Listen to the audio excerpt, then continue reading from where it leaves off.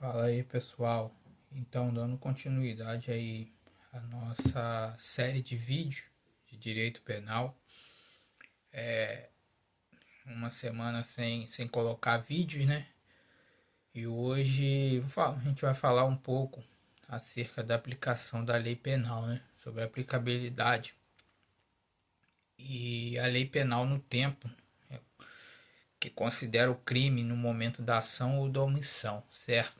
Ainda que o outro seja o momento do resultado. Isso se fala sobre a teoria da atividade, né? Que em regra geral é a lei penal, né? A lei penal a ser aplicada, perdão, é aquela referente ao momento da prática do crime, ou seja, claro que lembrando que o direito tem regras e tem exceções. E as exceções são o abolitio criminis e novati legis e melius. O abolitio crimes nada mais é do que quando uma nova lei, ou seja, uma lei nova, ela torna atípica, ou seja, uma conduta até então considerada proibida, ou seja, ela torna legal uma conduta que é ilegal, ou seja, melhor dizendo, a nova lei ela retroage para poder beneficiar o réu, isentando-o de pena ou de pena, no caso de punibilidade. Ou seja, ela se extingue e aí o réu ele é beneficiado de alguma forma por conta desse abolitio criminis. E a novati legis in melius nada mais é do que a lei posterior, ela beneficia de alguma forma a situação no caso da pessoa que cometeu o crime, sendo que a alteração legislativa ela deve retroagir para beneficiar o réu. E lembrando que a lei penal ela sempre retroage ou sempre vai retroagir, retroagirá para beneficiar o réu e nunca para prejudicar o réu. Dando continuidade, é importante ressaltar também que dentro da aplicabilidade da lei penal existe a lei excepcional e existe a lei temporária. Nesses casos, ainda que mais favoráveis ao réu, essas leis não retroagirão, ou seja, ela cessa o tempo de vigência da lei temporária ou excepcional e elas continuarão produzindo efeito, ou seja, a lei excepcional e a lei temporária, elas não vão retroagir, certo? E aí, lembrando que cessado o tempo de vigência da lei temporária excepcional, elas vão continuar produzindo seus efeitos. É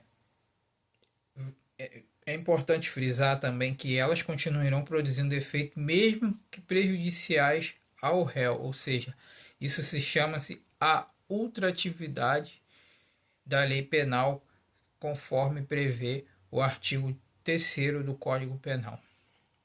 Dando continuidade, nós iremos falar um pouco sobre os crimes continuados e permanentes. Lembrando que mais à frente nós iremos abordar a fundo, ou seja, nós iremos falar propriamente dito na íntegra sobre esses dois tipos de crimes, que são os crimes continuados e o crime permanente. O crime continuado e crime permanente, a lei penal mais grave se aplica sempre ao crime continuado ou ao crime permanente. E se sua vigência, claro, é anterior à cessação da continuidade ou da permanência. Tem até uma súmula número 711 do Supremo Tribunal Federal que fala acerca dos crimes continuados e permanentes. Dando sequência, lei penal no espaço. Nada mais é o Código Penal, é importante ressaltar que o Código Penal adotou a teoria da territorialidade mitigada, ou seja, em regra geral, que deve se aplicar a lei brasileira aos crimes cometidos no território nacional, mas é possível a aplicação de normas estrangeiras ao crime praticado no território nacional, quando houver, claro, previsão em convenções, tratados e regras de direito internacional, que também está previsto no Código Penal em seu artigo 5º. Isso é quando é um exemplo de uma pessoa estrangeira que está no Brasil e comete um crime no Brasil, ou vice-versa, pessoas brasileiros que estão no exterior e cometem crimes lá. E aí é onde entra essa questão sobre o crime, sobre a lei penal no espaço. E aí, dando continuidade, também não menos importante, nós iremos falar acerca do território nacional. Para o direito penal, o território nacional são três: há embarcações e aeronaves estrangeiras privadas no território nacional, embarcações e aeronaves brasileiras no território nacional. Terceiro, embarcações públicas a serviço do Brasil onde quer que esteja, ou seja, se estiver no exterior. Isso para direito penal é classificado como território nacional. E o alto mar, que não tem como falar sobre embarcações, principalmente, e sem falar no alto mar. O alto mar, para o direito penal, o crime praticado em alto mar, ele deve se aplicar à legislação do país de matrícula da embarcação, ou seja, o princípio do pavilhão da bandeira. Todas as embarcações, vale lembrar que ela, seja brasileira ou de outro país, ela tem que ter o pavilhão ou a bandeira do seu país de origem. E aí a gente pensa, mas aquilo ali é simplesmente para poder ornamentar ou enfeitar a embarcação. Não, isso tem uma relevância para o Tribunal Marítimo, para a Marinha do Brasil, que são os órgãos competentes na questão de a Marinha do Brasil principalmente, que está aí para poder zelar, proteger as nossas riquezas, os mares, que fazem todo esse patrulhamento. E as bandeiras elas têm um motivo, né? A bandeira e os pavilhões nacionais, que é para poder identificar de onde é a embarcação. E aí também nós, indo adiante, falaremos do é importante também destacar, sobre a extraterritorialidade, que o Código Penal ele prevê situações em que a lei penal brasileira ela deve ser aplicada a crimes cometidos no estrangeiro. E aí vale lembrar que existem duas espécies de extraterritorialidade: a extraterritorialidade incondicionada e a extraterritorialidade incondicionada e condicionada. Perdão aí, pessoal, o suporte caiu, mas vamos lá. São duas espécies de extraterritorialidade: extraterritorialidade incondicionada e extraterritorialidade incondicionada e condicionada. A extraterritorialidade incondicionada nada mais é do que o agente ele é punido pela lei brasileira, mesmo que tenha sido absolvido ou condenado no estrangeiro. Como assim, Matheus? Por exemplo, uma pessoa comete crime lá no estrangeiro. Um exemplo, o jogador Robinho. Se não me engano, ele cometeu um crime fora do país. Por mais que ele tenha sido absolvido lá ou condenado pela prática de determinado crime lá,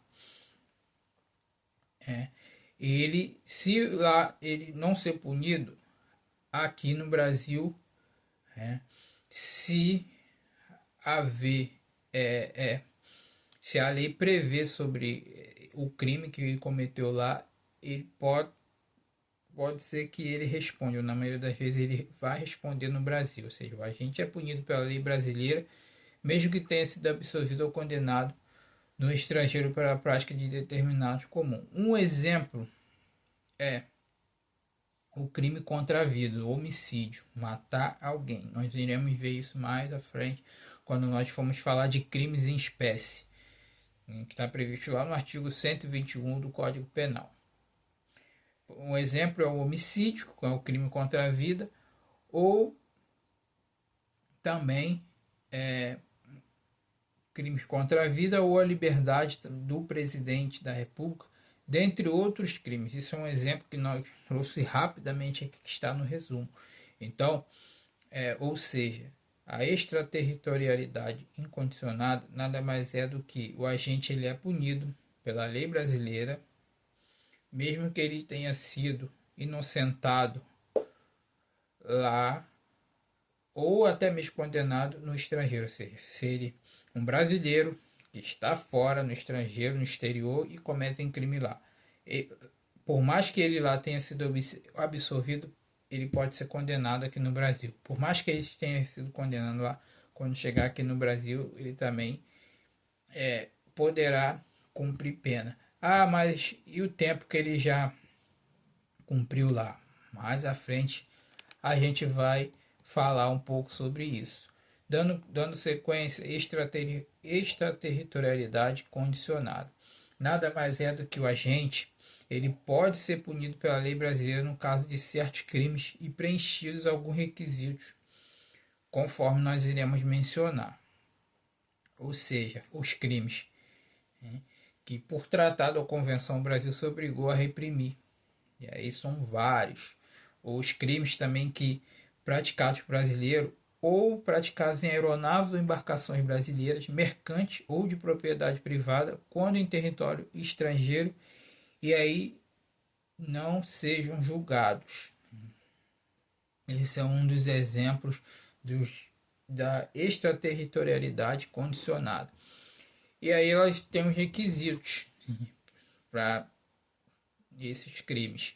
No caso, que entrar o agente no território nacional, ser o fato punível também no país em que foi praticado, ou seja, é importante que no país em que o agente delituoso cometeu o crime, também seja considerado, que também lá seja considerado como um crime e também punível. E também está o crime incluído entre aqueles pelos quais a lei brasileira autoriza a extradição. Tem determinadas situações em que o Brasil autoriza a extradição, ou seja, dos seus cidadãos, para que ele possa, ou seja, o Brasil extradita para que ele possa cumprir ou a pena do crime que ele cometeu e não ter sido agente absolvido no estrangeiro ou não ter aí cumprido pena. Também é importante do que nós falamos sobre a extraterritorialidade incondicionada. E claro, não ter sido o agente perdoado no estrangeiro ou por outro motivo não está extinta a punibilidade segundo a lei mais favorável. E aí, dando sequência, extraterritorialidade hipercondicionada. Ela está prevista lá no artigo 3º, no parágrafo 3º do artigo 7º do Código Penal, que diz que há uma permissão, ou seja, da aplicação da lei penal brasileira ao crime cometido por estrangeiro contra brasileiro fora do Brasil. Ou seja, são reunidas as condições do parágrafo 2º do artigo 7º, acima destacado, e desde que não seja pedida ou seja negada a extradição. E também é necessário que haja requisição do ministro da Justiça, ou seja, a extraterritorialidade hipercondicionada, a lei brasileira, no caso, permite que o crime cometido por estrangeiro contra brasileiro fora do Brasil, seja lá, no exterior, elas sejam reunidas as condições, parágrafo 2º do artigo 7º, e também que não seja pedida ou negada a extradição. E dando sequência, também vale ressaltar, que a pena cumprida no estrangeiro para evitar o bis idem nada mais é quando as duas normas elas estão conflitando. É um princípio que tem no direito onde existem duas coisas conflitando, aí é onde ocorre o bis em idem. Mais à frente nós iremos falar.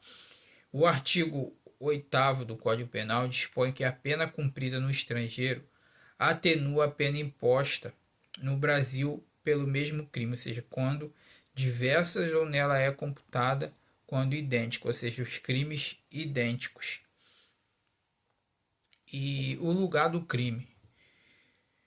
Não menos importante, o lugar do crime, o Código Penal adotou a teoria da ubiquidade, ou seja, considerando o crime praticado no lugar em que ocorreu a ação ou omissão, no todo ou em parte, bem como onde se produziu ou deveria produzir-se o resultado. E aí, dando sequência, entra o princípio conflito aparente de normas. Nada mais é do que ocorre quando é possível a aplicação de duas ou mais normas ao mesmo fato, ou seja, aí é onde entra o conflito aparente de norma. E nesse caso, o conflito é meramente aparente e pode ser resolvido pela aplicação dos seguintes princípios. Aí vai entrar o princípio da especialidade, da subsidiariedade, o princípio da consunção e o princípio da consunção. Vai entrar esses três princípios. O princípio da especialidade, já estamos chegando ao fim desse vídeo, nada mais é do que a norma especial ela deve prevalecer, ou seja, prevalece sobre a norma geral, considerando que a norma especial, aquela que além de englobar os elementos da norma geral, possui elementos específicos considerados especializantes, ou seja, a norma especial ela prevalece sobre a norma geral. Que é um exemplo, nós temos a Lei de Drogas e a Lei Maria da Penha. Nós temos o Código Penal. O Código Penal tem lá a parte de crimes, homicídio, tem a questão do furto, tem a questão do roubo, tem a questão do suicídio. Dependendo do caso, vamos supor, uma pessoa que foi abordado pela polícia militar ou foi pego com uma quantidade de material entorpecente, com uma certa quantidade de cocaína. O que vai prevalecer, a norma que vai prevalecer vai ser a lei de drogas, certo?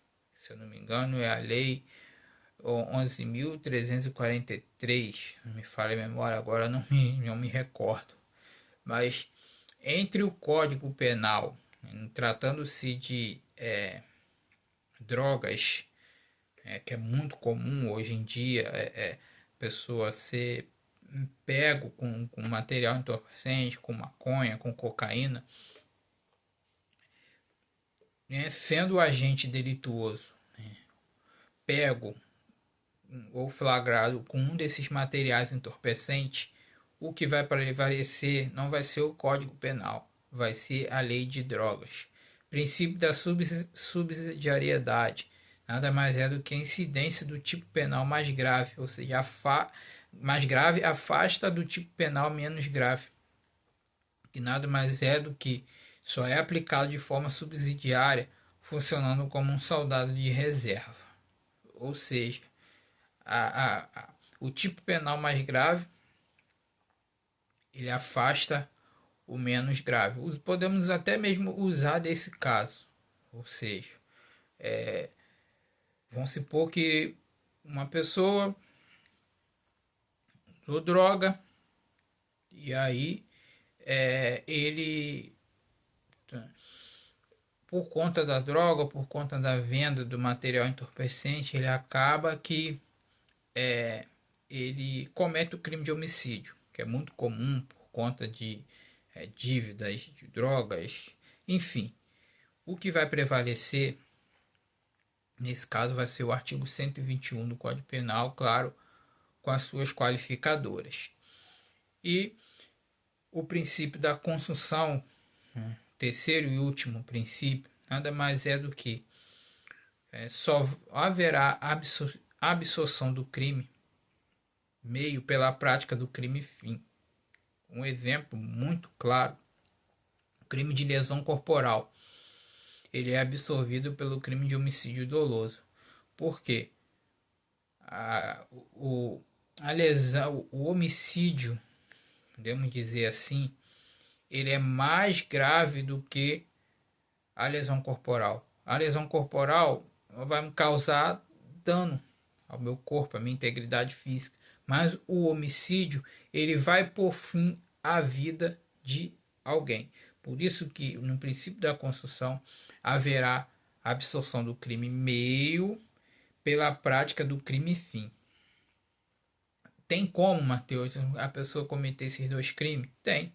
Por exemplo, a pessoa tem a intenção de lesionar, só deferir golpes de soco, seja no rosto, mas vamos supor que ao deferir esses golpes de soco, a pessoa acerte esse soco em uma veia ou um lugar que faz com que, por conta daquela conduta, a pessoa venha a óbito.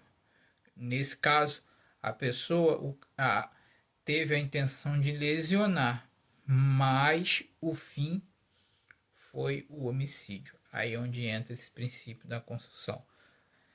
No próximo vídeo nós iremos falar um pouco sobre a teoria do crime. Ok, pessoal? Espero que tenham gostado. Esse vídeo ficou bastante longo porque a questão da aplicação penal é bastante extensa. Curta, compartilhe e comente.